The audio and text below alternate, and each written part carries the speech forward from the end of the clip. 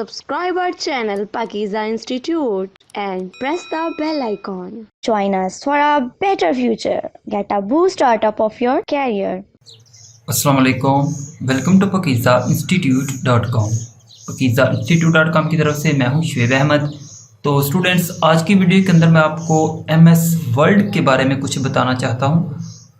जैसा कि MS word की जो लास्ट क्लास थी उसके अंदर मैंने आपको बताया था कि अपनी तरफ से हमने पूरी कोशिश की है कि इसके जो MS वर्ड का एक एक पॉइंट है उसको क्लियर किया जाए, लेकिन फिर भी इंसान से कुछ ना कुछ जो है वो मिस हो जाता है। तो ऐसे ही हमसे भी कुछ चीज़ें जो थी वो मिस हो गई हैं। तो अब 3-4 वीडियो के अंदर हम वो जो चीज़ें हमसे मिस हो गई थी उनको क्लियर करेंगे। एक तो वो जो चीज़ें मिस हो गई थी उनको क्लियर करेंगे, और दूसरा कुछ लोगों ने कमेंट्स किया था कि 3-4 पॉइंट जो है वो उनको क्लियर समझ नहीं आए। तो वो पॉइंट भी हम अपने आने वाली वीडियो के अंदर 1 बाय 1 करके उनको डिस्कस करेंगे और उसे क्लियर करने की कोशिश करेंगे। इसके अलावा भी अगर किसी को कोई डिफ़िकल्टी पेश आती है तो कमेंट्स में ज़रूर बताइएगा, हम अपने जो वो पॉइंट होंगे उनको ज़रूर क्लियर कर देंगे। तो आज की वीडियो के अंदर मैं जिस पॉइंट को क्लियर करूँगा वो है, एक आपने देखा होगा होम टैग के अंदर एक होता है टेक्स्ट हाईलाइट, यहाँ पे आपको स्क्रीन पे भी नज़र आ रहा होगा, और एक होता है शेडिंग। ठीक है, तो आज हम क्या करेंगे, इन दोनों के दरमियान जो डिफरेंस है उसके बारे में सीखेंगे। क्योंकि बहुत से स्टूडेंट्स ने कहा था कि ये दोनों सेम ही है, लेकिन ऑलमोस्ट सेम है, लेकिन जब दो टूल दिए हुए हैं तो दोनों एक जैसा ही काम नहीं करते। ये है कि थोड़ा बहुत आपस में उनका काम मिलता जुलता होगा, लेकिन कुछ अलग भी करके देते हैं। तो आज की वीडियो के अंदर मैं आपको इन दोनों टूल्स, जिसके अंदर टेक्स्ट हाईलाइट है एंड शेडिंग है, तो इन दोनों के डिफरेंस के बारे में बताऊंगा। तो चलें स्टार्ट करते हैं आज की वीडियो। तो यहाँ पे हमने MS वर्ड के अंदर टेक्स्ट ओपन किया और यहाँ पे टॉप पे देखें तो आपको यहाँ पे टेक्स्ट हाईलाइट की ऑप्शन नज़र आएगी। इस पर अगर आप क्लिक करते हो तो इसके अंदर आप देख सकते हो कि आपको डिफरेंट कलर के यहाँ पे कलर नज़र आएंगे, एंड राइट साइड पे आपको शेडिंग की ऑप्शन नज़र आएगी। आप तो सबसे पहले क्या करते हैं, हम टेक्स्ट हाईलाइटेड को सिलेक्ट करते हैं। तो सिलेक्ट करने के बाद ये देखें तो इसका एक कर्सर का साइन चेंज हो चुका है। इसे आप किसी भी वर्ड के ऊपर ड्रैग करोगे तो वो टेक्स्ट आपकी हाईलाइट हो जाएगी, जैसा कि हमने ये एप्लीकेशन वर्ड को सिलेक्ट किया है। इसके अलावा अगर आप अपनी टेक्स्ट को पहले सिलेक्ट कर लेते हो, हम यहाँ से ये अलाइट स्कूल को सिलेक्ट कर लेते हैं एंड टेक्स्ट हाईलाइट में आके यहाँ से जो भी कलर यहाँ पे इंसर्ट करना चाहें वो इंसर्ट कर सकते हैं। इससे आपकी जो टेक्स्ट है वो हाईलाइट हो जाती है।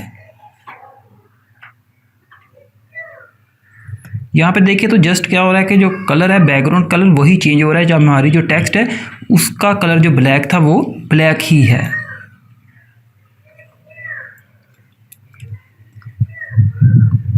यहाँ से नो कलर कर देते हैं एंड अब आते हैं शेडिंग की तरफ। तो यहाँ पे इस टेक्स्ट को सिलेक्ट कर लेते हैं हम एंड यहाँ पे शेडिंग पे क्लिक करते हैं। लेकिन यहाँ पे देखें तो हमारा जो टेक्स्ट है वो हमें प्रीव्यू शो नहीं हो रहा, इसलिए कि हमारी टेक्स्ट उसके नीचे आ जाती है। इसलिए हम क्या करते हैं, यहाँ से राइट साइड से किसी और टेक्स्ट को सिलेक्ट कर लेते हैं।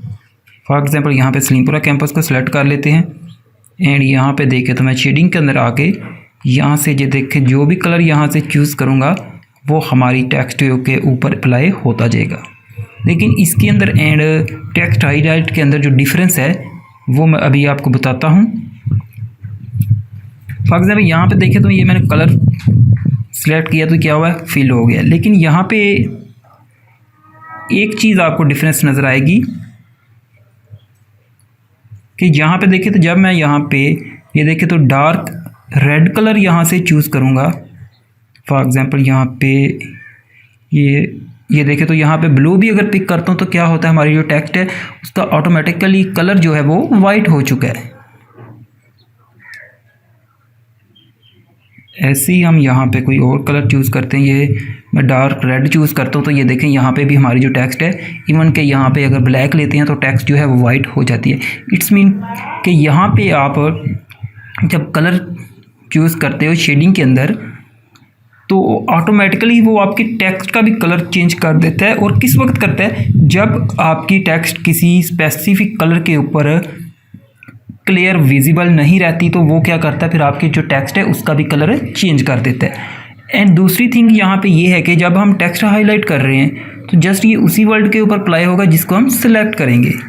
जबकि इसके ऑपोजिट अगर हम शेडिंग में आते हैं तो शेडिंग के अंदर फॉर एग्जांपल ये देखिए एक पैराग्राफ के अंदर जस्ट मैंने क्लिक किया है और मैं शेडिंग पे आके कलर अप्लाई करता हूँ तो वो क्या करता है, हमारे पूरे उस पैराग्राफ पे वो कलर अप्लाई कर देता है। ये देखें तो नीचे भी एक और पैराग्राफ है। अब मैं इसके भी यहाँ पे देखें तो कर्सर रखता हूँ तो ये देखें कलर मैं सेलेक्ट कर रहा हूँ, कलर भी चेंज कर दिया उसने। एंड टेक्स्ट का कलर भी आप देख सकते हो तो यहाँ पे ऑटोमेटिकली ही वाइट हो चुका है।